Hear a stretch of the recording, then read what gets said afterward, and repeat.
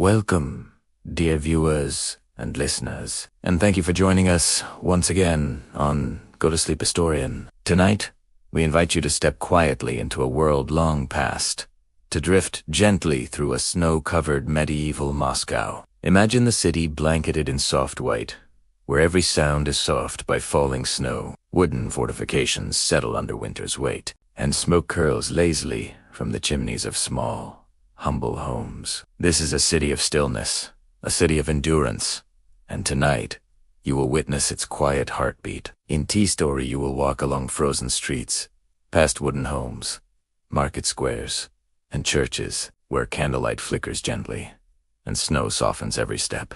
You will observe life within peasant cottages, merchant homes, and even along the city walls, feeling the warmth of stoves, the glow of hearths, and the patience of those who have learned to endure long, cold nights. You will see the frozen Moskva river stretching silently, and the dark forests beyond, where distant wolf calls echo across the snow-laden land.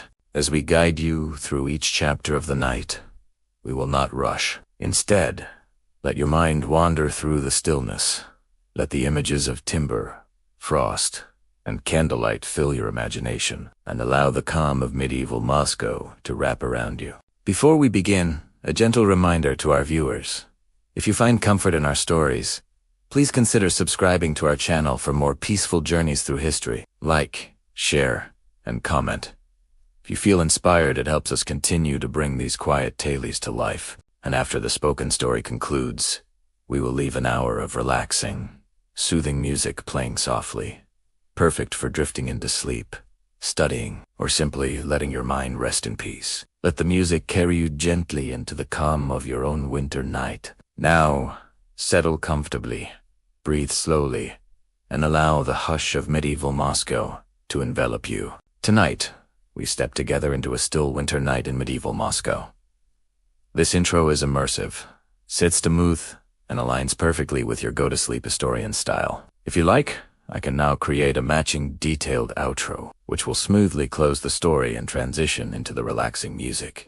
The night had settled over medieval Moscow like a great, silent cloak, heavy, unmoving, woven from snow, frost, and a quiet so deep it touched the soul itself. Above the city, the moon drifted low and pale, its light softened by a thin veil of clouds. What little glow reached the earth scattered across rooftops, ramparts, and chimneys, and to Lol of Moscow seemed dusted in a soft, silver shimmer. It was a winter stillness so complete that even time appeared reluctant to move. From a distance, Moscow stood as a cluster of shadows and faint lights, a kind of sight that would greet a weary traveler approaching along a snowbound road. Wooden homes nestled close together, their roofs steep to shed the winter drifts. Thin strands of smoke spiraled gently into the sky, rising from hearths that worked tirelessly through long, unforgiving nights. The city seemed alive with warmth on the inside, though from afar it appeared only as a sleeping creature curled beneath winter's weight.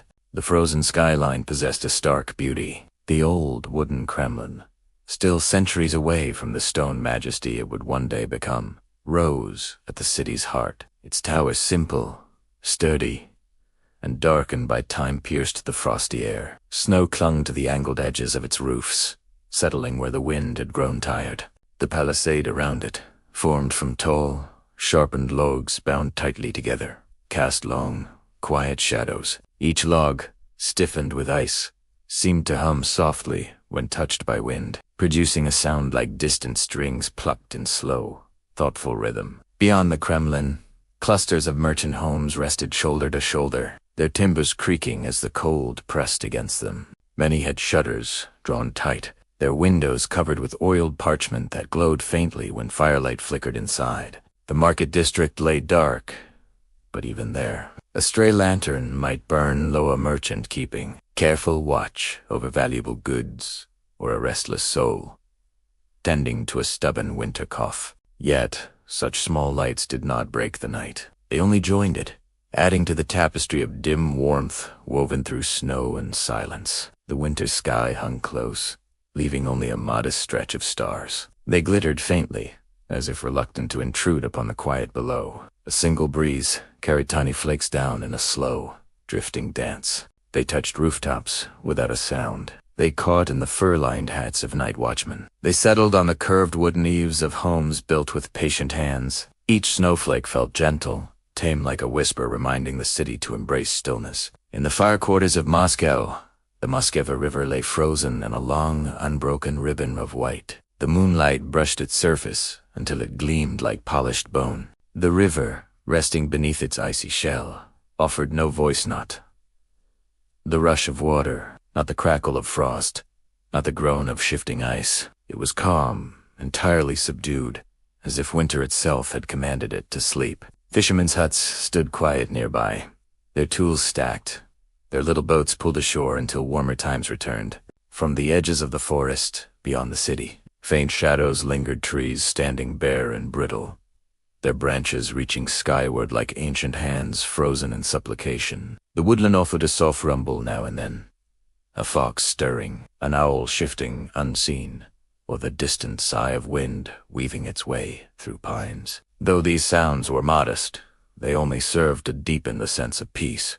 Moscow, in its winter stillness, was not cut off from the world around it. Rather, it existed in harmony with the quiet expanse. Closer to the Kremlin walls, the narrow streets lay empty. Snow muffled every corner, smoothing paths, softening footprints, covering old wooden planks, and filling the small ruts made by carts earlier that day. No cries of traders, no wheels rolling, no horses clattering, just the hush of falling snow and the creak of roofs settling under its weight. Lantern posts stood motionless, their flames dulled by the thick, frost-tinted glass protecting them. The glow they cast was modest, enough for a night watchman to follow a path, but not so bright that the night lost its calm. Every sound was softened, every shape muted. Even the city's smell had changed. Gone were the scents of livestock and market goods. In their place drifted the aroma of burning pine, warm bread baking slowly in hearth ovens,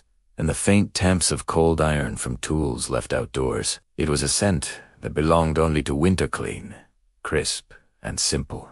As the night deepened, the weight of snow increased. It collected upon the beams of the Kremlin towers, settling into soft, rounded mounds. It dusted the sides of homes, clinging to rough wooden walls. It drifted over fences, forming gentle curves. Sometimes a patch of snow would slip free from a slanted roof with a muffled sigh, falling into a growing pile below. Yet even this sound did not break the peace. Instead, it became part of the rhythm, a quiet reminder that the city lived beneath the frost. The skyline held stories of past sieges, of long winters endured, of families that had warmed themselves behind thick wooden walls, of craftsmen shaping tools and icons by candlelight, of hunters returning from the forests with furs to trade. Each tower, each wall, each home held memory, and winter, being a slow and patient season, allowed these memories to rest without hurry. As snow continued drifting down, Moscow seemed suspended between earth and sky, caught in a dreamlike stillness. If one stood upon a high rampart and gazed outward, the whole city would appear like a sleeping village of light and shadow, protected by winter's embrace. Nothing hurried, nothing rushed. All was balanced, calm, and enduring. It was in this deep, timeless hush that the true character of medieval Moscow revealed itself. Not in the bustle of markets or the clang of tools, but here, beneath winter's quiet hand. For the city, even in sleep, held dignity. Even in cold, it held warmth, and even in silence, it held life. This frozen skyline, draped in moonlit snow and resting beneath the vast northern sky, marked the beginning of the night's slow, gentle journey, a journey through Moskva's hut, where the old wooden fortress, the humble homes, the quiet streets, and the frozen river all waited patiently to be seen. The wooden Kremlin of medieval Moscow rose from the snowy earth like a guardian shaped by patient hands in ancient winters. Before stone, before gilded domes and mighty towers, there had been a fortress of timber, resin-scented and time-worn, built by craftsmen who knew the language of wood more intimately than their own sleep. As the night deepened, the structure stood solemn and proud, its silhouette softened by fresh snow, its timbers creaking faintly beneath the weight of frost. Approaching the Kremlin at night was like stepping onto sacred ground. The outer palisade stretched wide toll logs sharpened at the top, bound together with wooden pegs and fortified mud that had long since hardened into the seams. Each log bore marks of axe and adze, the tools of men who had labored through summers past. Snow gathered between the ridges, filling grooves and softening edges until the walls seemed made not of timber, but of pale, frozen earth. A narrow gate, framed by a simple arch of heavy beams, stood slightly ajar. A lantern hung from a post nearby, swaying gently in the cold air and casting a muted glow across the packed snow below. Its flame flickered as though whispering secrets to the night. The gate's hinges were thick iron, darkened by age and wear. When they moved, they gave a low groan, harsh, not warning, but tired, like an old man rising from a long rest. Beside the gate stood two watchmen wrapped in heavy, fur-lined coats. Their boots were crusted with snow, their beards frosted white, and their breath drifted in soft clouds with every exhale. A small fire burned in a clay brazier between them, its flame weak but determined. Red embers glowed beneath the ash, sending up thin ribbons of heat that vanished into the frigid night. The watchman spoke little. In the dead of winter, words were saved, breath guarded. A nod, a quiet grunt, or the lift of a lantern often sufficed. Between them, a wooden staff rested against the gate decorated with carved lines marking years of service. Such carved staffs were common among the Kremlin's defenders, bearing not names but symbols. Trees for birthplaces, stars for battles survived, circles for harsh winters endured. Each mark was a memory. Each memory a quiet oath. Stepping through the gate into the Kremlin proper felt like entering the very heart of early Moscow. The air grew stiller, the snow deeper, the silence thicker. Buildings clustered together inside the enclosure, their rooftops sloping sharply to shed winter's burden. The structures were humble but sturdy, a granary with thick walls to keep harvests safe. A blacksmith's shed dark and cold until dawn, a storehouse of tools, arranged neatly beneath. Animal hides, and a small wooden chapel whose single candle glowed faintly through its oiled parchment window. The snow-covered ground bore the faint tracks of those who had passed earlier the watchman's boots. A stray cat that had slipped beneath a fence, the imprint of a sled drawn by a weary horse at twilight. Now, in the depth of night, the tracks were softening as new snow fell in slow spirals, erasing the day's pattern and preparing the earth for morning. Near the center of the Kremlin's courtyard stood a large structure, the chief hall, built with logs thicker than a man's waist. The door was adorned with simple carvings of birds, trees, and swirling lines representing the flow of time. Such carvings were charms as much as decoration, believed to guard the hall from spirits that wandered winter nights. The roof rose sharply, covered in overlapping wooden shingles that had darkened with age and smoke. Snow rested gently upon them, almost glowing under the moon's pale touch. Inside the hall, a faint glow flickered beneath the door's lower edge. The chief of the guard likely remained awake, reviewing reports, rationing supplies, or planning adjustments to the night watch. Although Moscow slept, winter demanded constant vigilance. Firewood needed counting, food stores required checking, walls needed monitoring for signs of frostbite or shifting supports. Winter, like any adversary, attacked slowly but relentlessly. Around the hall, smaller buildings formed a protective ring. One housed tools for repairing the palisade wooden mallets, chisels, spare logs, and tar for sealing cracks. Another served as quarters for the younger guards who took turns resting between patrols. Their snores would have mingled with the crackle of fire if the night were quiet enough, but the wind carried those sounds away. A well stood nearby, its bucket frozen. Half-raised, ice crystals formed delicate lace along the rope, each thread sparkling in the lantern glow. Water drawn from this well had quenched many warriors' thirsts, filled cooking pots in times of plenty, and provided a small luxury warm washing water when heated on the main hall's hearth. In winter, the well was both a necessity and a test of endurance, for its icy grip challenged even the strongest arms. The inner courtyard stretched wide enough for drilling troops, when weather permitted. Tonight it was empty, save for two watchmen crossing slowly from one post to another. Their footsteps crunched softly, muffled by new snow. Each carried a wooden shield slung across the back, and a spear tipped with a modest iron point. The spears were not polished. They were tools, not ornaments. Their weight, their balanced ease mattered more than appearance.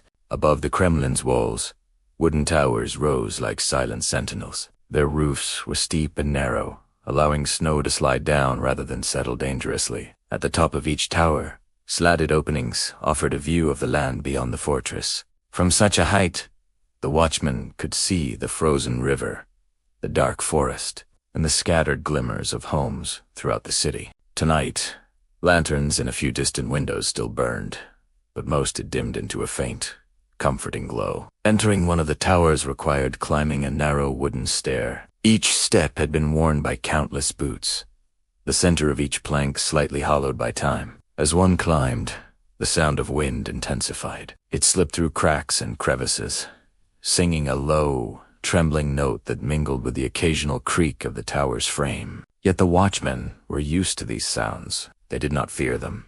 They understood them. A tower spoke its own language, telling them when the wind shifted, when ice thickened, when snow piled too heavily on the rafters. At the top, the view was breathtaking. The city stretched quietly beneath the moon. Every roof wore a blanket of white. Every street was smoothed into pale pathways. The wooden skyline curved gently toward the river, and the forest beyond stood like a slumbering giant beneath the snow. Smoke drifted in thin lines across the sky, each one a mark of life, warmth, and family. In these plays, the wooden Kremlin was more than a fortress. It was a heart beating slowly in winter's calm, protecting the people who dreamed softly in the homes beyond its walls. Its timbers whispered with history, its fires glowed with duty, and its guardians, patient and unwavering, stood as the silent keepers of Moscow's peaceful night. The walls of the wooden Kremlin stretched outward like the arms of an ancient guardian, embracing the city it vowed to protect. On winter nights such as this, still, pale, and heavy with snow, the night watch moved along those ramparts with measured steps, their presence as much a part of the fortress as the logs themselves. The watchmen were the unsleeping eyes of Moscow, keeping their silent vigil while the rest of the city curled into warmth. The ramparts were packed, snow laid over sturdy wooden planks, creating a narrow path that circled the inner fortress. Lanterns hung at long intervals, their light subdued behind frost-clouded glass. Each flame flickered with a tired glow, casting trembling halos across the white surface beneath. Shadows stretched long and thin, rising and falling as the lanterns gently swayed in the night wind. Here, the winter air pressed, sharper than in the courtyard below. Cold moved openly along the walls, drifting from the frozen river and the distant forest. It curled around the towers, slid down the crenellations, and settled along the path where guards walked their rounds. Even wrapped in furlined cloaks, the watchmen felt the bite of the night with every breath. Their eyelashes glistened with frost, their beards stiffened into icy fringes. But they walked on, unhurried, steady. At this hour, most of the watch was divided into perzan, old custom carried forward for both safety and companionship. The older guards, seasoned by years of winters, led the younger ones with quiet dignity. The younger watchmen followed with lanterns in hand, spears held upright, boots sinking slightly into the snow-packed wood. The creak of timber was a constant companion. The walls expanded and contracted in the cold, each groan sounding almost alive. A watchman could learn the mood of the fortress by its sounds.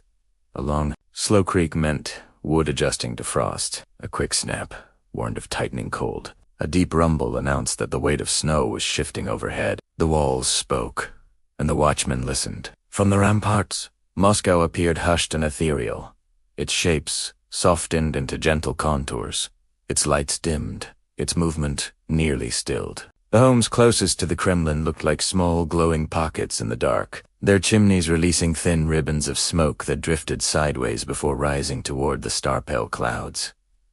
Each plume marked a family gathered close to their hearth, a sight that eased the loneliness of the watch. As the pair of guards moved along the northern stretch of the wall, the older watchman paused beside a tower. He lifted his lantern toward the forest beyond the city. The trees stood motionless, their bare arms silvered by moonlight. From within, a faint sound, soft, distant, and uncertain. Perhaps the cry of an owl or the shifting of branches under snow. The younger guard tensed slightly, instinct urging caution, but the elder only listened, then nodded. "The forest breathes," the older guard murmured. "Nothing more."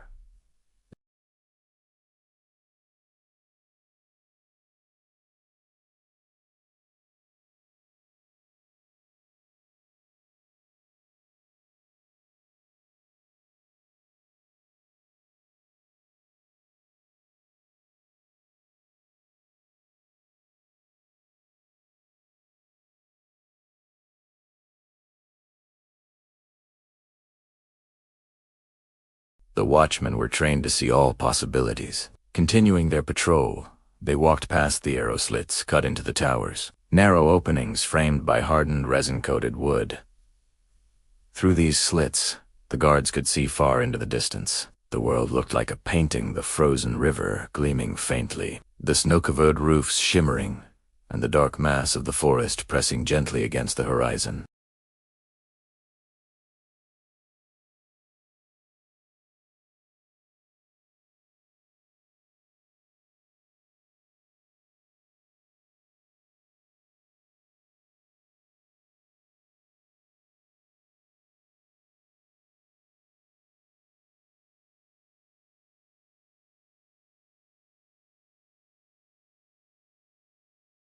A pair of guards stationed in a tower greeted the patrolling watchmen with slow nods. Inside the tower, a small fire glowed in a stone-lined pit, giving off just enough heat to keep numbness from setting into fingers. Spears rested against the wall, shields hung carefully on pegs, and a leather bag of extra oil for the lanterns sat ready. The tower smelled faintly of smoke, pine resin, and wool. The patrolling watchmen paused briefly to warm their hands. The older one rubbed his palms near the faint heat and looked out through the slats toward the snowy town. He could see individual homes, the market square, and the distant wooden bridge that crossed the river. All seemed at peace. "When the city sleeps," he said quietly, "the walls must stay awake."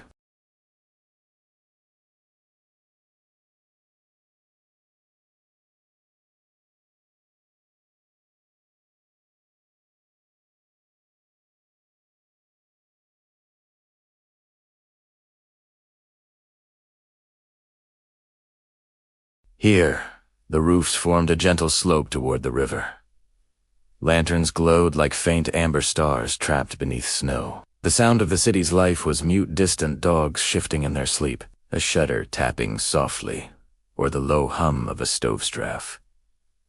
Winter softened everything. A gust of wind swept across the ramparts, scattering fine snow that sparkled in the lantern light. The watchmen pulled their cloaks closer. Their boots struck the wooden planks with a slow rhythm that matched the fortress's breathing. The walls seemed to move with them, settling, adjusting, creaking gently under winter's weight. As the pair reached the western tower, the moon dipped lower, casting its last clear light across the city. The elder paused one final time, leaning against the crenellate. His gaze traveled from one quiet district to another, then to the frozen plains beyond. He listened not for danger, but for the assurance that all remained calm. And indeed, everything was. The night, the walls, the city, the snow wall rested in perfect stillness. The watchmen moved on, lantern light flickering against the wooden beams. Their steady patrol was the heartbeat of the sleeping city. They kept watch not only with eyes, but with quiet devotion, guarding Moscow through the long winter hours until dawn would return to lift the frost from the rooftops. The market square of medieval Moscow, so lively by day, so loud with barter and boots, laughter and quarrels, lay now in a hush so complete it seemed almost enchanted. Snow drifted down in soft spirals, falling upon empty stalls, shuttered booths, and the wooden frames of carts left waiting for morning. A place that had pulsed with life only hours before now appeared frozen in time, resting beneath winter's quiet hand. At the square's eastern edge, the largest stalls stood in ordered rows, their roofs blanketed in thick snow. Cambasonings had been tightly rolled and tied earlier in the evening, their edges stiff with frost. The ropes that bound them creaked softly whenever the wind brushed past, small, faint sounds swallowed quickly by the winter night. Beneath those awnings, tables stood bare, save for a few forgotten baskets or the faint scent of goods long since stored away for the season. By day, merchants filled this place with noise. Fishmongers shouting prices, fur traders boasting of their finest pelts, farmers arguing over the weight of grain. Yet now, no voice rose from the darkness. No footsteps hurried across the planks. No horse snorted impatiently beside a cart. Instead, the market breathed a calm so deep it felt ancient.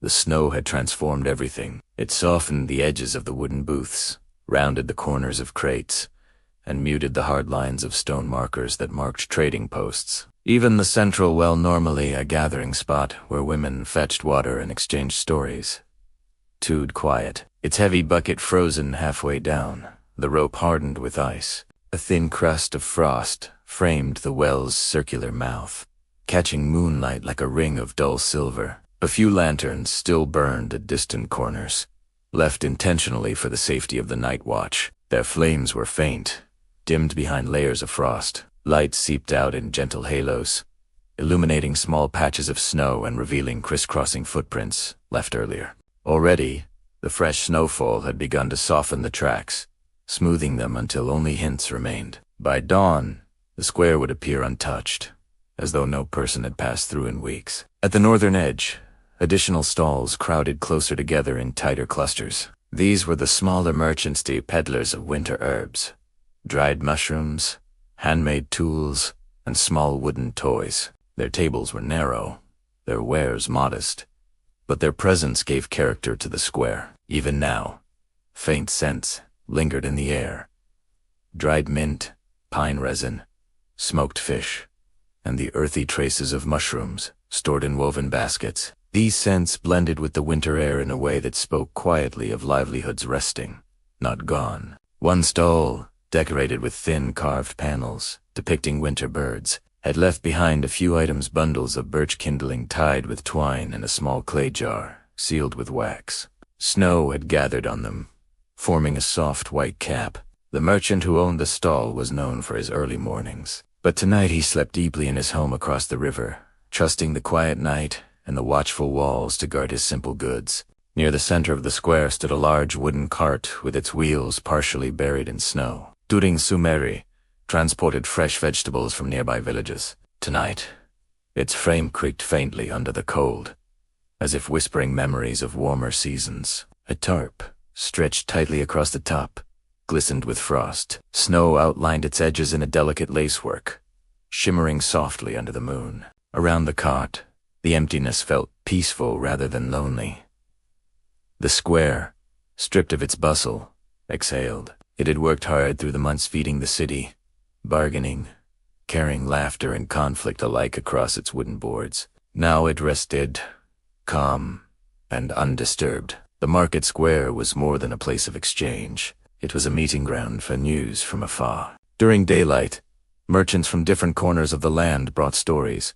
Travelers from Novgorod, speaking of distant trade caravans, hunters describing wolves in the winter woods, or traders whispering news from the southern roads. Tonight, those stories slept, resting in the memories of the people who carried them. As snow continued to fall, the square's soundscape became even gentler. Now and then, a wooden beam cold and strain gave a faint sigh. A shutter tapped lightly against its frame. A lattice window rattled as wind passed briefly by. These were not disturbances. They were the natural voices of a resting place, the soft murmurs of wood in winter. Beyond the stalls, in a small corner near the western wall, stood the livestock pen. Empty now, its gates locked for the night. The pen still carried the scent of hay buried beneath snow, and the lingering warmth where animals had been tied during the day. In spring, this area would be crowded with goats, sheep, chickens, and the occasional stubborn cow. But winter simplified everything, reducing the noise to silence, the movement to stillness. Just past the livestock pen lay a row of stone markers, ancient posts set generations ago to divide trade zones. Their surfaces were rough, covered in thin sheets of ice, and each bore carvings of symbols long out of fashion. Some showed spirals. Others depicted arrows or simple geometric shapes.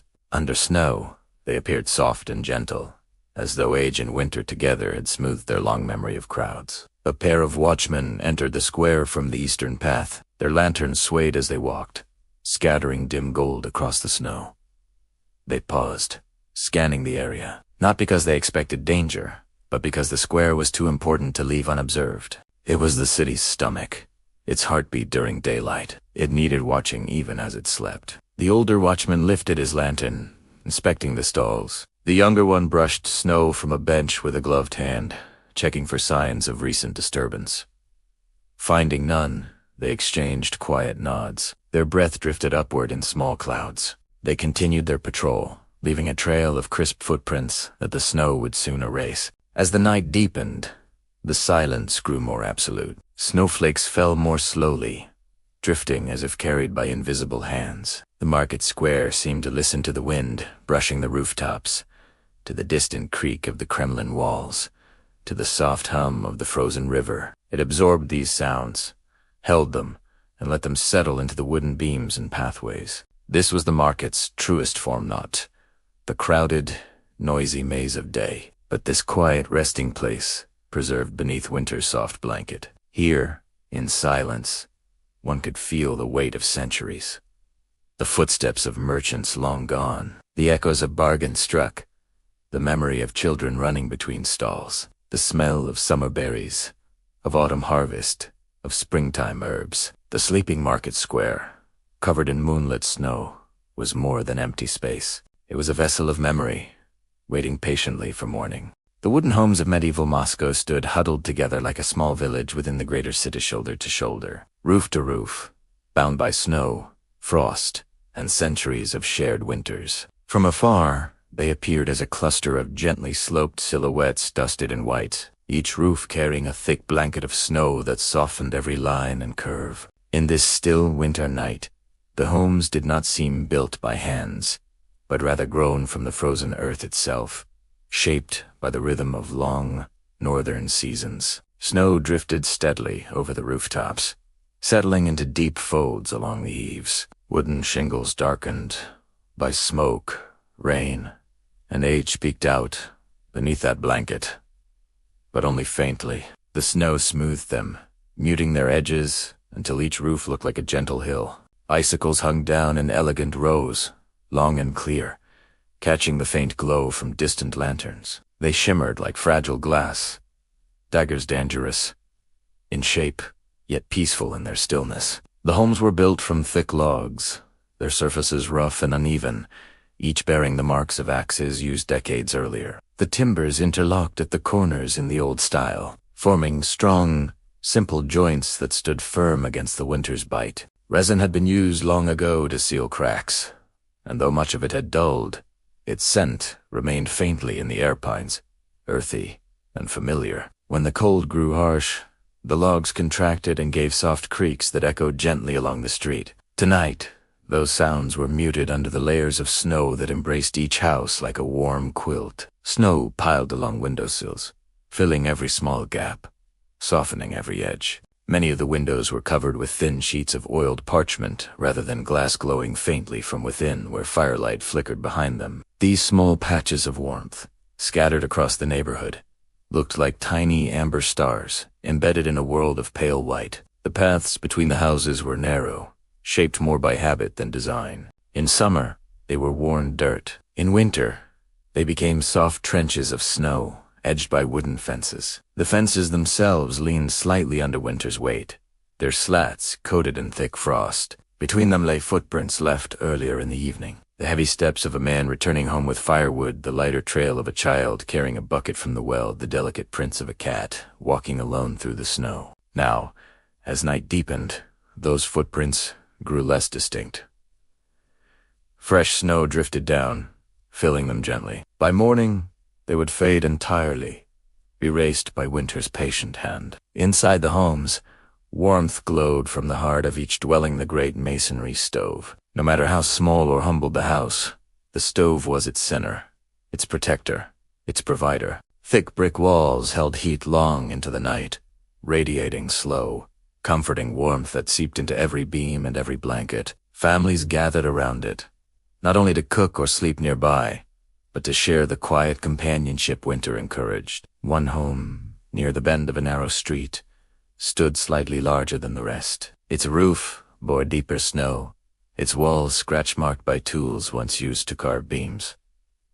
The windows glowed a soft gold. Outside, smoke curled up through a chimney capped with a small wooden hood to keep snow from falling in. The smell drifting from that smoke pine wood mixed with dried birch was warm and clean, faintly sweet. Within, the family rested. A father, broad-shouldered and weary from a day of hauling wood, sat leaning against the stove's curve, drifting into sleep. A mother, wrapped in a wool shawl, had finished mending a coat before placing it near the stove to dry. Two children lay curled on a platform built above the stove, where warmth collected most strongly. Their breath rose in small clouds at first, until the heat dissolved it. They slept deeply, unaware of the vast cold pressing against the walls outside. On the floor near the door lay a fur-lined cloak dusted with snow. Someone had returned home late perhaps, after visiting neighbors or running a final errand in the market. The cloak lay where it had been shed, its edges stiff with frost.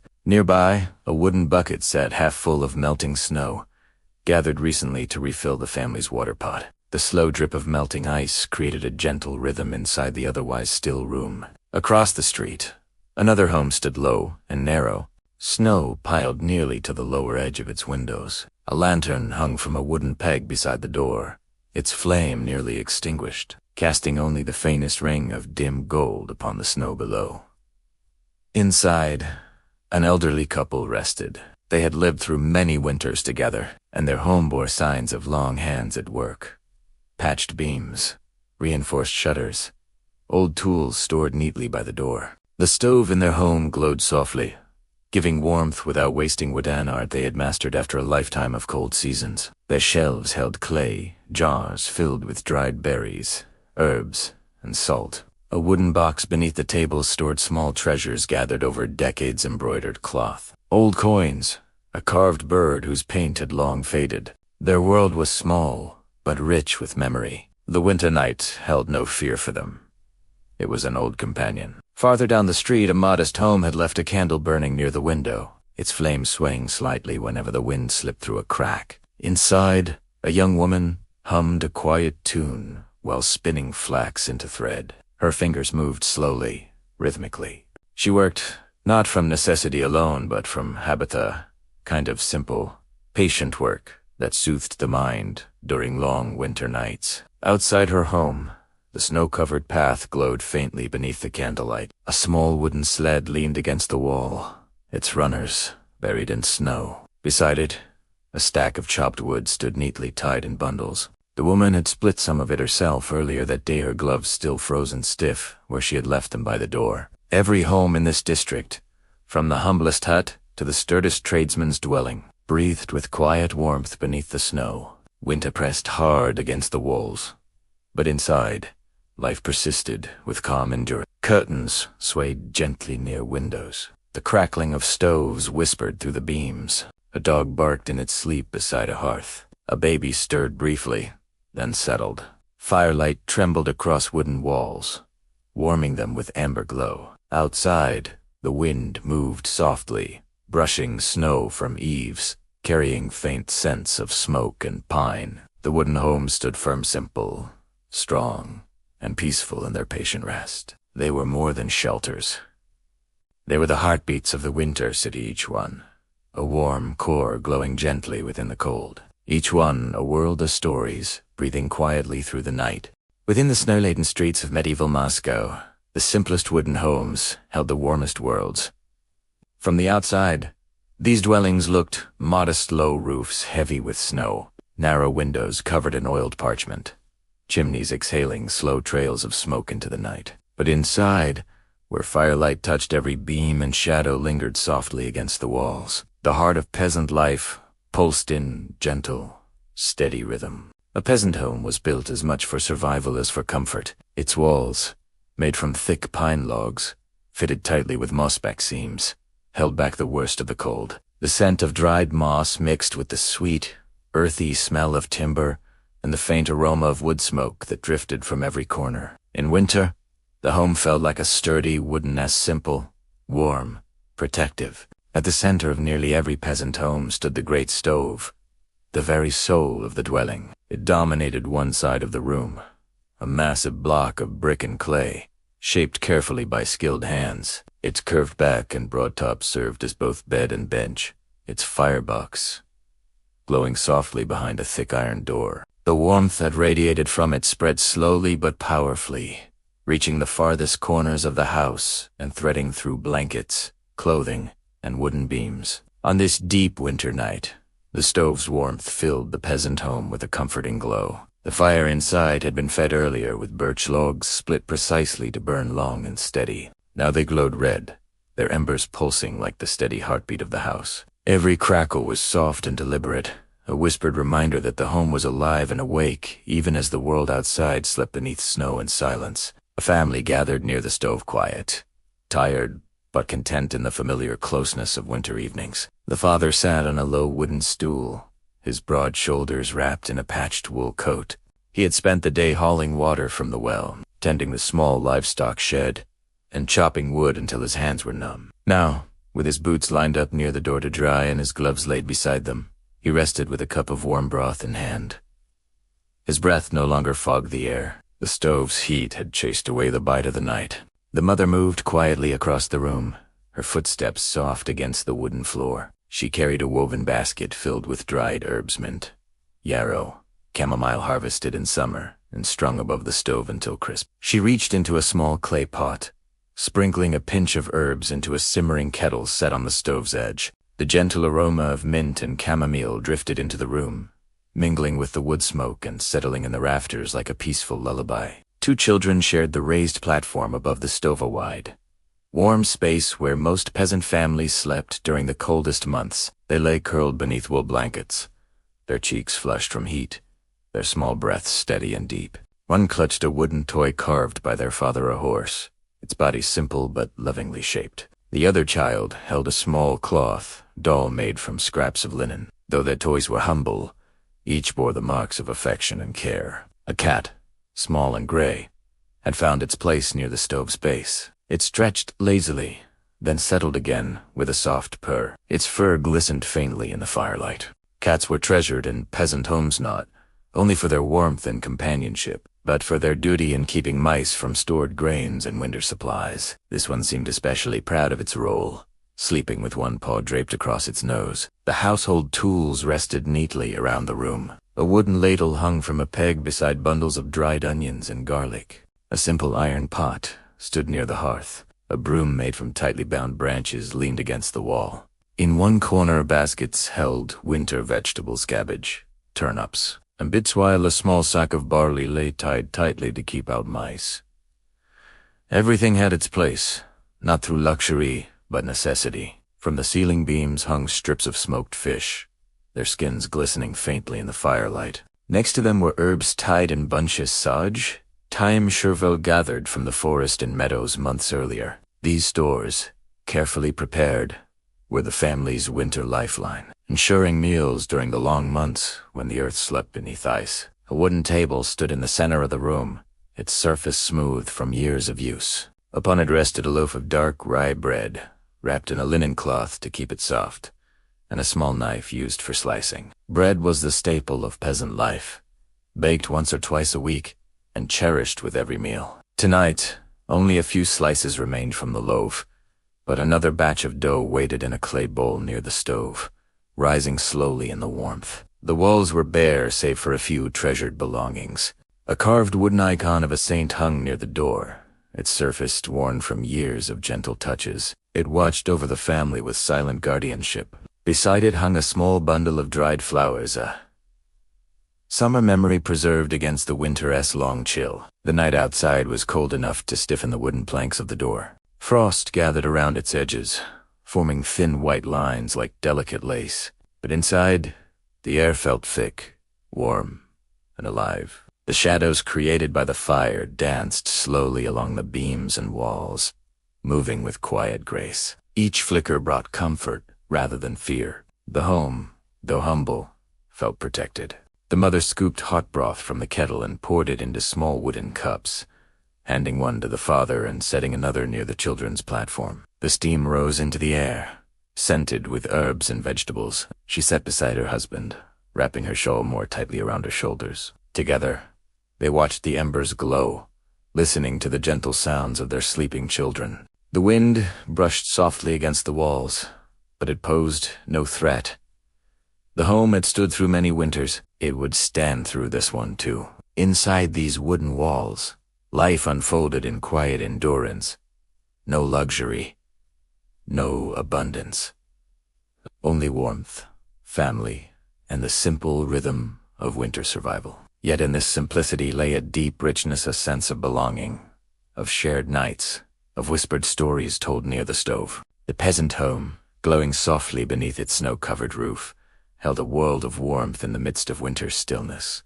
In a quieter quarter of Moscow, away from the narrow streets and clustered peasant homes, stood a slightly larger house, its walls dark with the age of timber, its roof bowed gently beneath the weight of winter snow. This was the home of a merchant, a man who had seen both the rise and fall of fortunes in this bustling northern city. The house exuded a quiet dignity, a careful attention to practicality and comfort, yet it also carried hints of quiet, luxury, marks of a life that could afford a little more warmth and security in the harsh months of winter. The first signs of life within the household came from the storerooms. Barrels of salted fish, sacks of grain, and dried fruits lined the walls. The smells, rich and layered, carried faintly through the narrow corridors. Wooden chests, bound in iron and worn smooth by careful hands, held bolts of imported cloth, the vibrant colors muted beneath the soft lamplight. These goods were not just possessions, but symbols of survival and status, tokens of trade that reached from distant lands to this northern city.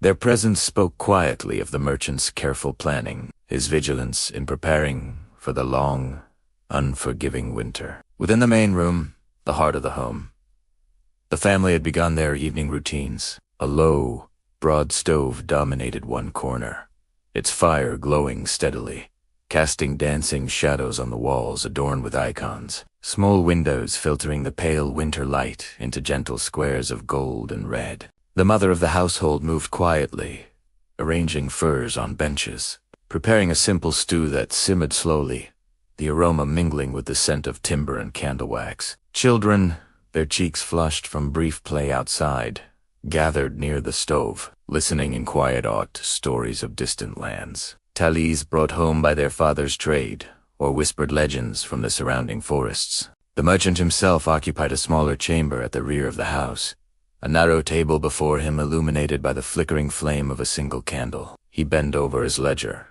quill moving slowly, deliberately, tracing accounts with care and precision. Each mark, each calculation, represented months of effort, the painstaking work of trade, barter, and negotiation. The candlelight trembled across the page, making the ink appear to shift and breathe. Yet the merchant's hand remained steady, unhurried. Outside, the snow pressed against the wooden walls, muffling the sounds of the city. But within, the world was alive with thought and meticulous attention. The quiet of the home was punctuated only by the soft noises of domestic life, the distant creak of floorboards, the whisper of furs brushing against benches, the occasional clink of a spoon against a ceramic bowl. In this, there was a rhythm, a gentle ebb and flow that carried the household through the evening. Even the children's laughter was subdued, softened by the warmth of the stove and the comfort of familiar walls. Life in this home, though richer than the peasant cottages nearby, shared the same fundamental heartbeat: survival, warmth, and the measured joys of companionship. As the hours advanced, the merchant finished his records and leaned back, exhaling slowly. The candle's flame flickered, casting long shadows that danced across the walls adorned with icons. Each image told a story.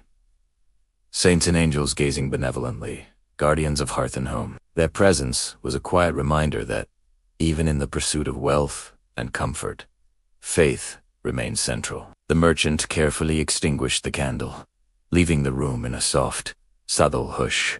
Outside, the wind sighed against the shutters, carrying with it the gentle patter of snow.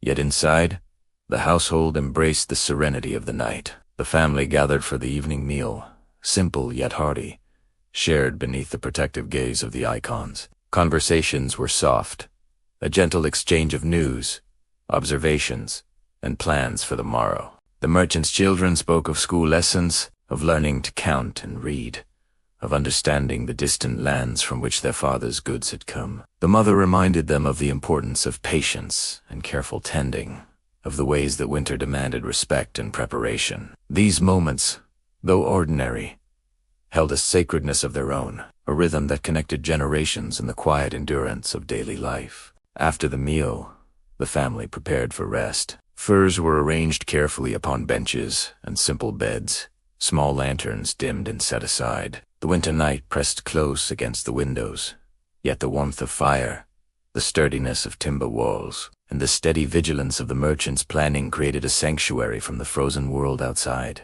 Even the household's animal cats curled atop benches. A dog nestled near the door contributed to the sense of quiet, domestic tranquility, their presence a soft, living accompaniment to the stillness. The snow continued its slow descent beyond the sturdy walls, each flake a whispered promise that Moscow's city and its people would endure. In the distance, the faint glow of lanterns marked the sleeping streets, the silent watch of the Kremlin and guards, ensuring that this quiet moment of domestic comfort was protected. Within the merchant's home, time seemed to stretch, slowed by candlelight, softened by warmth, and cushioned by the ever-present hush of falling snow. It was a night of preparation and repose, a time when wealth, faith, and careful planning combined to create a sanctuary from the unyielding frost. And as the household settled fully, the merchant allowed himself a final look toward the window. Beyond, the city rested under the gentle weight of winter. Rooftops and streets softened by snow, chimneys sending faint smoke into the still air. The river gleamed pale and frozen, and the forests beyond waited patiently beneath their heavy white covers. Moscow, in every corner from the smallest peasant home to the merchant, Esmore, substantial dwelling breathed in unison with the winter night, each household a note in the enduring song of life and survival. Thus, in this quiet merchant home, comfort and diligence intertwined. Each flicker of candlelight, each shadow cast by timber walls, each warm breath of family near the stove spoke of resilience, of continuity, and of the subtle luxury of being sheltered from the storm. The city, vast and enduring, rested gently in the snow. And here, in the heart of domestic life, one could sense the quiet, steadfast rhythm that would carry Moscow through the deepest of winter nights.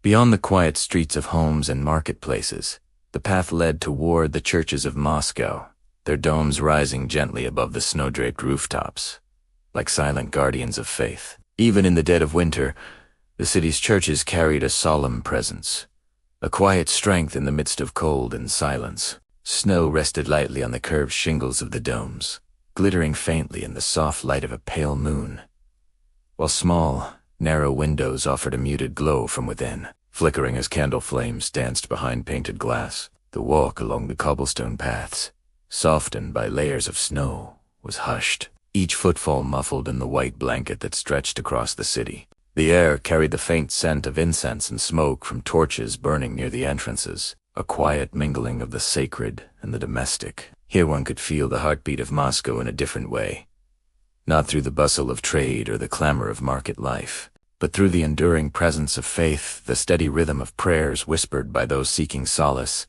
in winter's deep silence. The churches themselves were simple in their early wooden forms, sturdy and practical, yet marked with devotion. Wooden crosses atop each dome, weathered by time, reached toward the sky, as if seeking warmth from the distant sun. Inside, faint candlelight glimmered across painted icons and gilded images, revealing saints and angels in delicate, solemn poses. Each figure seemed to watch over the streets, homes, and people below, silent witnesses to the quiet endurance of life under snow and frost. Though the city slept, a few devoted souls moved along the church paths, monks and priests tending to their evening rituals, elderly women crossing themselves softly as they left a small votive candle burning in the cold night air their breath, forming fleeting clouds as they whispered prayers for health, prosperity, and protection. Their presence was gentle yet profound, a reminder that even in the harshest winters, faith provided comfort, continuity, and hope. Each person, in their own quiet devotion, became a thread in the tapestry of Moscow's enduring spirit. Outside, the snow deepened, thickening along the edges of the streets and piling against wooden fences. Icicles hung from roof edges, delicate yet firm, catching the faint starlight and refracting it into shards of silver. A few birds, hardy against the frost, perched in the bare branches of trees near the churches, their small movements barely disturbing the serene hush of the city. The wind, though sharp, carried only whispers here, folding the sounds of the streets into silence, allowing the quiet presence of the churches to dominate the night. Passing from one church to the next, the traveler could feel the city's pulse slow. The bells, though silent for the hour, left an echo in memory, as if their absence itself held a sacred weight. The paths between the domes and towers led through courtyards dusted in snow, benches empty, gates closed, and candles faintly illuminating small icons hung near doorways. It was a world of patience, a world attuned to rhythm and reflection, where every shadow, every glimmer of light, and every whisper of wind became part of the meditation of winter night. The churches were not merely places of worship. They were markers of time and endurance. Families could look toward their wooden spires and be reminded of the continuity of life, that even as snow-covered streets and frost-stiffened limbs, warmth and human spirit persisted. In the distance, the frozen Moskva River glimmered faintly, mirroring the gentle glow from the domes, connecting sacred spaces to the pulse of the living city. Faith, like the snow, covered every surface, softening harsh edges, bringing a quiet order to the frozen world. On this walk, one could imagine the prayers spoken in past winters, hopes for safe travels, for abundant harvests, for protection from disease and fire, whispered under the heavy snow and carried by wind through the city. Each church, with its gentle glow and solemn structure, held centuries of devotion, quiet but resilient, teaching patience and endurance. Even the smallest candle burning behind frosted glass seemed to hold a universe of warmth, a fragile beacon against the vast, silent night.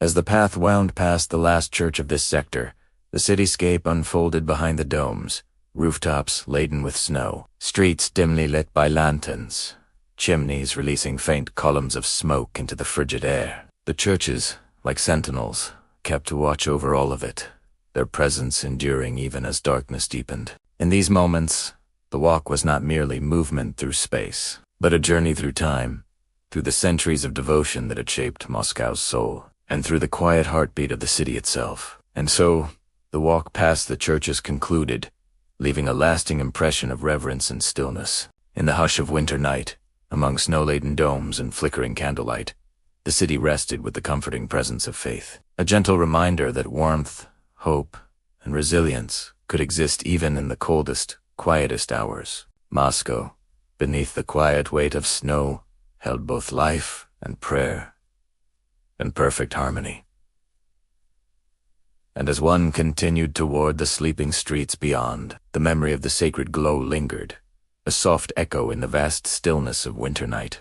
Beyond the quiet streets and the solemn glow of church domes, the city of Moscow stretched toward the Moskva River, now transformed by winter into a solid sheet of ice. The water that once carried boats, traders, and the occasional traveler now lay frozen, silent and unyielding, reflecting the pale glow of the moon and the flickering lights of nearby houses. Its surface, smooth and glassy, captured the subtle motion of the night, the drifting snowflakes, the faint sweep of wind, and the occasional shadow of a bird passing over in search of food. Along the river banks, the signs of human life were still present. Fishermen, who had spent long days casting nets and mending lines in warmer months, had stored their tools carefully, neatly arranging nets and hooks in small wooden sheds now dusted with snow. Some had ventured briefly onto the ice, testing its strength, leaving delicate tracks that were quickly covered by the soft descent of snow. These paths,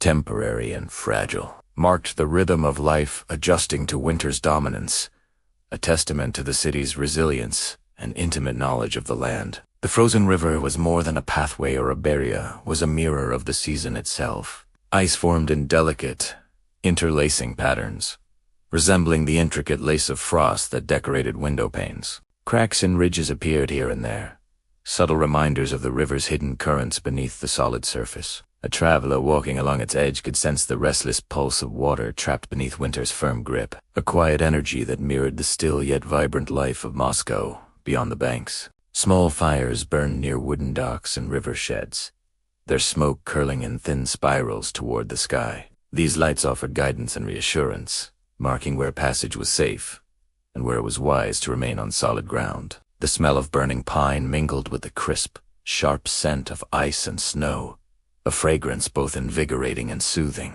A few hardy souls, tending to necessary tasks, even in the cold, moved with careful deliberation, their breath forming fleeting clouds in the frigid air. Every movement felt measured, mindful, a dance between survival and respect for the frozen world. Across the ice, the faint sound of snow shifting under weight echoed softly, muted by the expanse of frozen water. Occasionally, the distant bark of a dog or the rattle of a loose shutter from a nearby home punctuated the quiet. The Moskva River, while solid and seemingly motionless, held a presence of its own, commanding attention, reminding those who approached it that nature's power remained in full force, even when hidden beneath layers of frost. Winter pathways, carefully trodden by merchants, guards, and villagers, crisscrossed the frozen surface. Some paths led directly to distant quarters of the city, shortening travel when streets were clogged with deep snow. Others meandered toward the forests beyond, temporary trails connecting human life to the wild expanse surrounding Moscow. Travelers moved cautiously, aware of the ice's subtle shifts, respecting the fragile barrier between safety and potential danger. Even in Mothyon, the frozen river demanded mindfulness, patience, and quiet reverence. The reflections on the ice were remarkable in their stillness. Wooden houses, with their warm, flickering windows, mirrored themselves faintly, as if the city had been duplicated beneath the ice. Church domes, serene and solemn, shimmered with muted gold against the silver-blue sheen of frozen water. The snow-laden riverbanks framed the scene, trees bending under frost's weight, creating delicate archways through which the moonlight filtered. In this quiet spectacle, one could feel the interconnectedness of the city and nature, human life and the vast, enduring winter. In some corners along the river, animals ventured cautiously. A fox, its coat thickened for winter, moved silently near the forest edge, leaving small prints in the soft snow. Birds flitted between trees and rooftops, their movements brief yet precise, as if aware of the stillness that enveloped the city. Even the river itself seemed to breathe in subtle rhythms, expanding and contracting slightly with the ice, carrying the hidden flow of life beneath a frozen veneer. The river was also a place of memory and reflection. Each winter, families and travelers remembered the activity of warmer Moskva, trade along its banks, the laughter of children sliding into its gentle currents, the occasional skirmish of waterfowl disturbing its surface. Now, in its frozen state, it offered stillness and contemplation. Walking along the ice, one could sense centuries of life along the Moskva, each layer of snow and frost adding to the story of this city enduring beneath a northern sky. As the night deepened, the river became almost sacred in its stillness. The wind moved more gently here, carrying only whispers of distant life, muffled by the thickness of ice and snow. Lanterns glowed faintly along the banks, small beacons marking safe passage, their reflections stretching across the frozen expanse like fragile lines of gold. The city slept beyond the river, yet the Moskva itself seemed awake, alive in its silence, guarding the memory of the flowing water beneath and the life it sustained around it. By the time one turned from the riverbank to return to the sleeping streets, a sense of calm had settled deep within the soul. The frozen Moskva River was more than an obstacle or a feature of geography. It was a witness to the resilience of Moscow, a quiet companion to the enduring life of its people. The snow soft every sound, the ice reflected every light, and the hush of the night pressed gently against the city's heart. And so, beneath the pale moon and falling snow, the frozen Moskva River rested, a vast, silent testament to the northern winter, to human endurance, and to the patient rhythm of life in medieval Moscow. Its presence reminded all who passed of the beauty and fragility of winter, and of the quiet strength required to endure it, night after night, year after year. Beyond the frozen Moskva River, where the city's reach slowly yielded to the wild, the forests of northern Russia began. Silent sentinels of winter.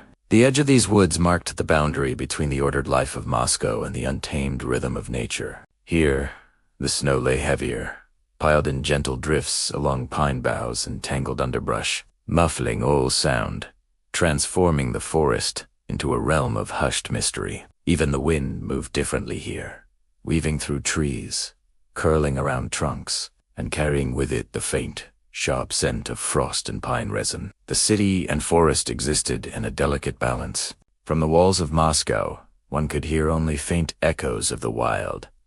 Distant wolves, the snap of a frozen branch, or the brief scuffle of animals moving beneath snow. Yet, to approach the forest was to enter a deeper silence, a stillness almost sacred in its depth. The snow softened each footfall, whether of man or beast, creating a landscape where even the smallest sound seemed magnified, carrying the weight of life and vigilance. Hunters' paths crisscrossed the outer edge, faint trails marked by broken twigs and flattened snow. These paths were rarely used now, as winter's grip limited both the prey and the hunter's patience. A few courageous hunters ventured out from the city with lanterns, their breath forming fleeting clouds in the icy air. They moved slowly, deliberately, aware that one misstep could mean plunging into hidden snowdrifts or disturbing the subtle balance of frozen wildlife. Each step was a dance with the forest, a silent negotiation with the unseen creatures who called these woods home. The wolves' howls occasionally pierced the still night, distant yet haunting,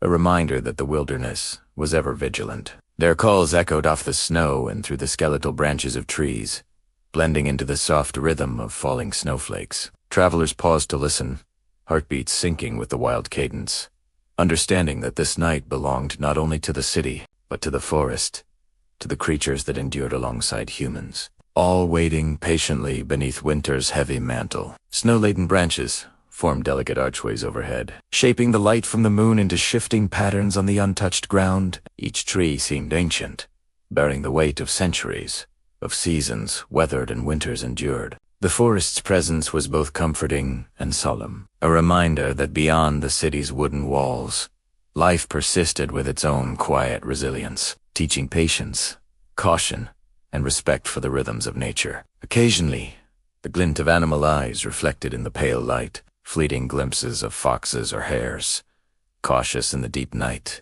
Their movement was purposeful, guided by hunger and survival, yet careful to respect the deep silence. Even birds, hardy against winter, remained hidden, perching motionless on branches, conserving warmth against the frozen night. Every living creature here had adapted to the severe conditions, demonstrating a quiet endurance that mirrored that of Moscow's citizens within the warmth of their homes. The forest edge also marked the city's connection to the untamed beyond. Logs for winter fires, herbs for medicine, and small game were gathered with care, each excursion a reminder of dependence on the natural world. Even in the dead of winter, the forest offered sustenance, but only to those who approached with patience, knowledge, and respect. The thin smoke of small fires along hunters' paths sometimes rose, mingling with the night air, yet they remained fleeting and cautious, aware that the forest itself watched silently. The snow itself carried a particular music here, distinct from the streets or the frozen river. Each flake seemed amplified, whispering as it landed on branches, roofs, and frozen ground. Footsteps left impressions that were soon soft or erased by more falling snow, a gentle reminder of the transience of human presence amidst the vast permanence of nature. The hush of the forest became almost sacred, a lullaby composed by wind, ice, and trees, echoing the steady heartbeat of the northern winter. In this wild expanse, the city seemed distant, its walls softened by snow, the faint glow of lanterns barely reaching this quiet threshold. Here, life slowed even further, measured in snowflakes and distant sounds. The hunters, the occasional traveler, and the creatures of the forest shared the same space in silence, each moving with caution and respect, each aware that the night demanded patience, observation, and restraint. As the traveler or observer stood at the forest's edge, one could feel the mingling of two worlds.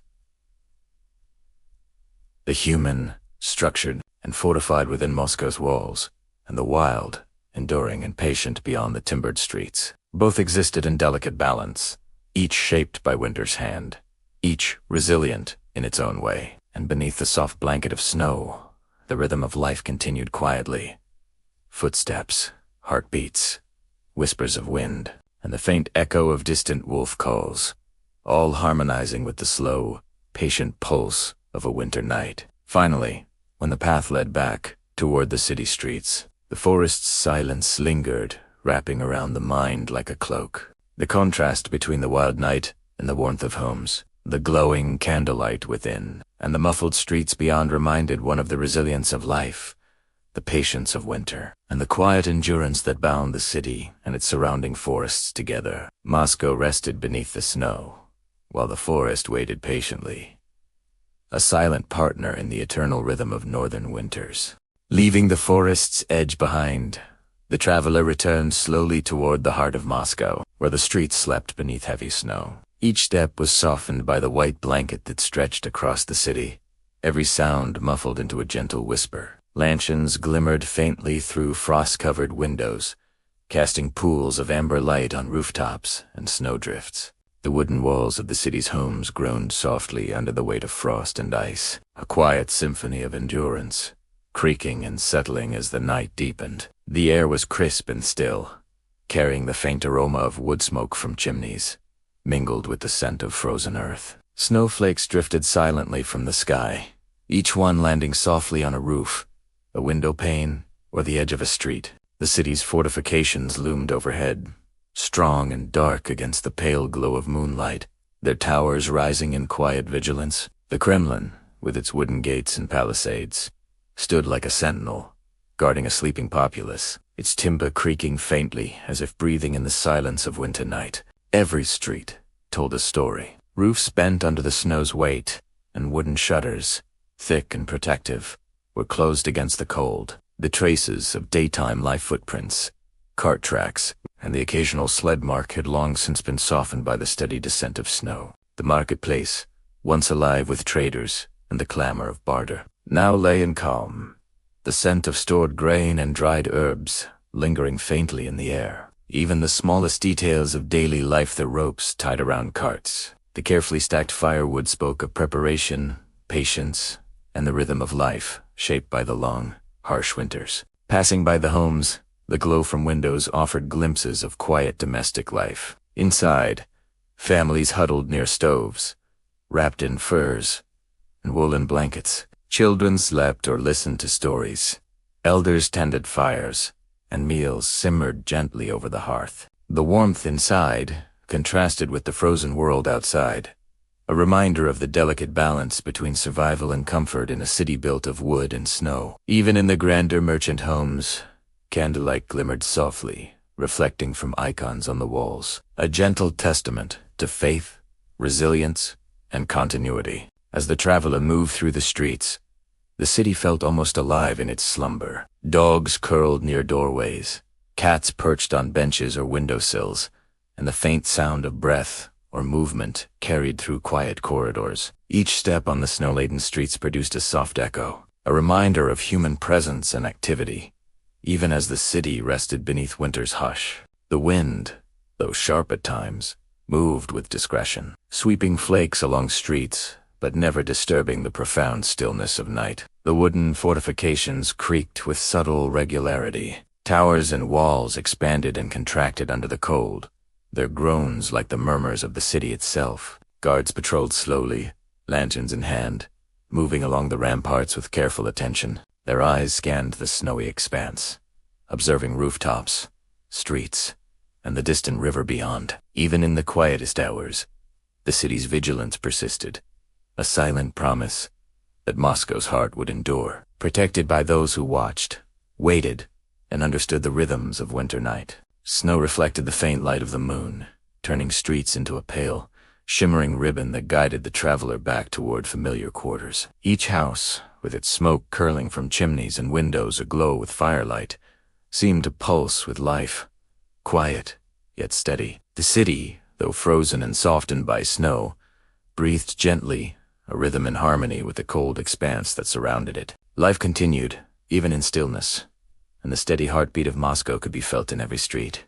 every home, every subtle groan of timber under frost. At the edge of the market square, the silence was almost sacred. Once bustling with traders and carts, it now lay dormant, each stall secured and covered, the scent of stored goods faintly drifting through the crisp air. Footsteps crunched softly on the snow, echoing through empty lanes, reminding the traveler of the daily pulse that would resume with sunrise. For now, the city rested fully, wrapped in its blanket of snow, every detail soft and muted, every movement deliberate and careful. Returning toward smaller residential streets, the city felt intimate and protective. Narrow lanes twisted between wooden homes, each with a small garden or yard hidden beneath snow. Smoke curled gently from chimneys, joining the quiet of the wind to create a delicate symphony. Even the smallest details, a lantern swinging slightly on its hook, a snow-laden branch brushing a roof, became part of the subtle rhythm of night.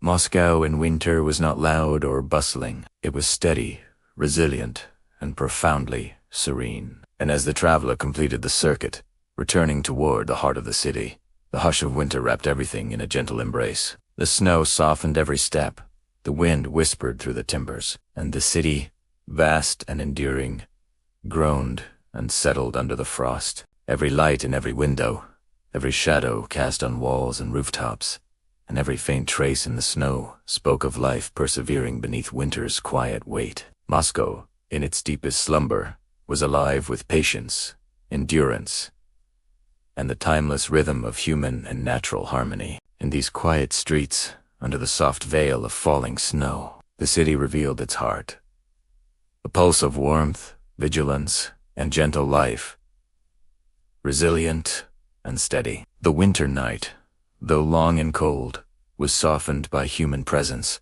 by the steady light of homes, and by the knowledge that each day, each season, and each snowfall was a part of the enduring story of medieval Moscow.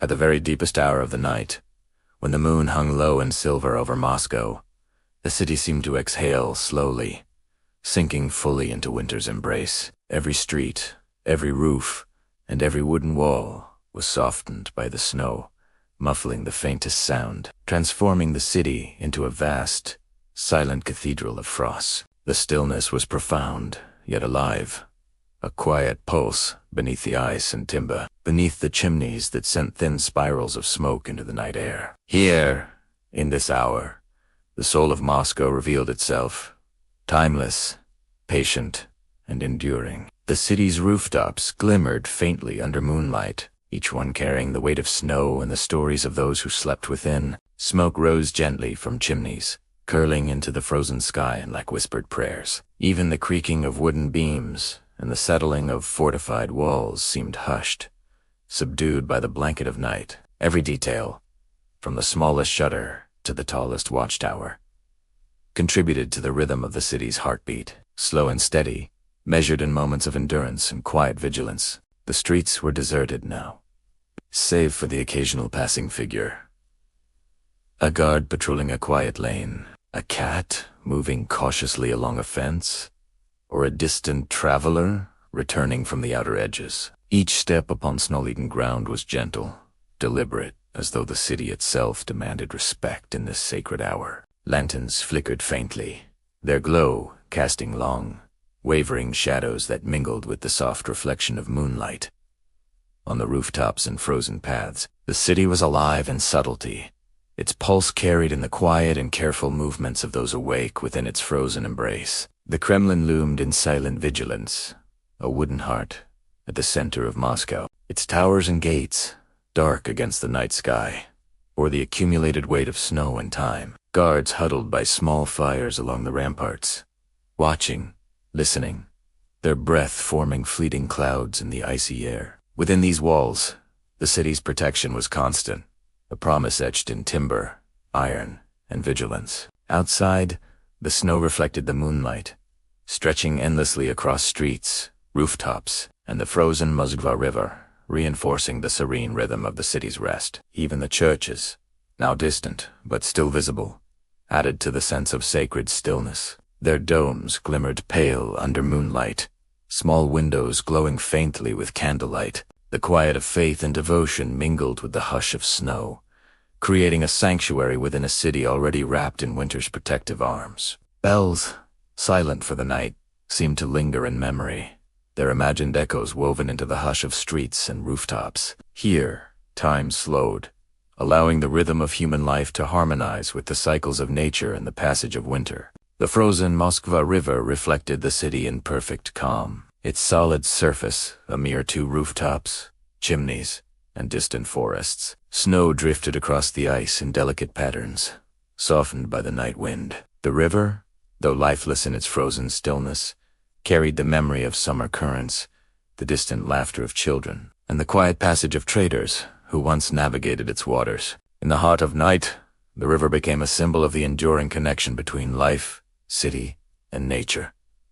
Each frozen flake a testament to patience and resilience. The outer forests whispered faintly, their presence felt even within the city. Wolf howls carried on the wind, distant and haunting, a reminder that Moscow existed in harmony with the wild. That survival was a delicate balance between human ingenuity and nature's rhythm. Snow-laden branches cast shadows across frozen lanes, their movements subtle yet perceptible, emphasizing the quiet vigilance of the night. Even in deepest winter, life persisted measured, deliberate, and harmonized with the slow pulse of snow, ice, and timber. Within the city, homes glowed faintly, warm hearths sending light and life into the cold night. Families rested near fires, their breath mingling with the gentle smoke rising from chimneys. Children slept, elders reflected, and merchants recorded the day's accounts before candlelight was extinguished. The city's rhythm was quiet but steady,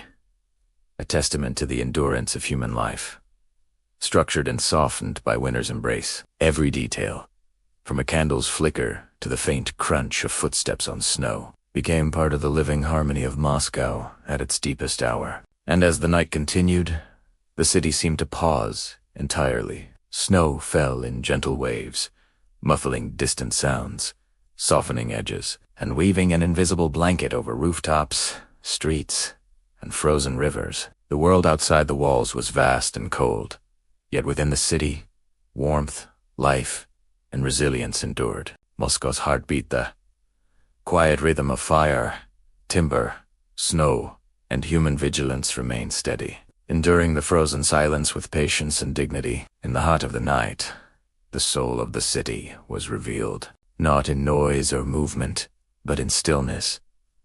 The groaning of wooden walls, the glow of candlelight, the curl of smoke from chimneys, the reflection of moonlight on frozen surfaces, and the soft whisper of snow through trees. It was here that Moscow's enduring spirit, built from centuries of resilience, faith, and human care, could be felt most profoundly. A city alive in its quiet, wintered soul, patiently awaiting the dawn. And so, beneath the silver glow of moon and the gentle descent of snow, Moscow rested completely, its streets, rooftops, and walls softened by frost. The winter night held all in its hush.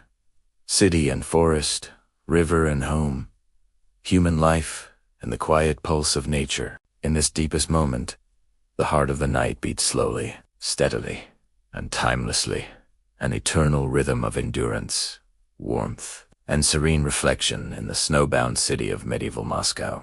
And so, dear viewers and listeners, our journey through a still winter night in medieval Moscow comes to a close. The city rests beneath a blanket of snow, its wooden homes and fortified walls softened by frost, the quiet glow of candlelight reflecting on frozen streets and rooftops. The Moskva River lies still, mirroring the pale moonlight, while the forests beyond wait patiently in silence, as they have for countless winters. In this city of endurance and quiet rhythm we have seen the gentle warmth of stoves within humble cottages, the careful vigilance of merchants tending their accounts, and the sacred presence of churches casting their serene light across the snow. Each moment, each hushed sound, has woven together the heartbeat of medieval Moscow, a city alive, not in noise, but in stillness, patience, and quiet life. Now, as the story draws to its gentle conclusion, take a deep breath. Let the images of softly falling snow, timbered streets, and candlelit homes settle in your mind. Feel the calm of the city's long winter night wash over you, slowing your thoughts, softening your world, and inviting peace. For our viewers seeking rest, study, or simply a moment of calm, we have prepared an hour of soothing, relaxing music to continue after the spoken story. Allow it to carry you further into serenity, to drift gently into sleep, or simply to linger in the quiet comfort of a snow-covered medieval city. Thank you for sharing this evening with us. We hope that Moscow's timeless winter spirit has brought a sense of calm to your own night, and that the warmth and stillness of this story remain with you. Rest now, and let the music guide you softly into the night.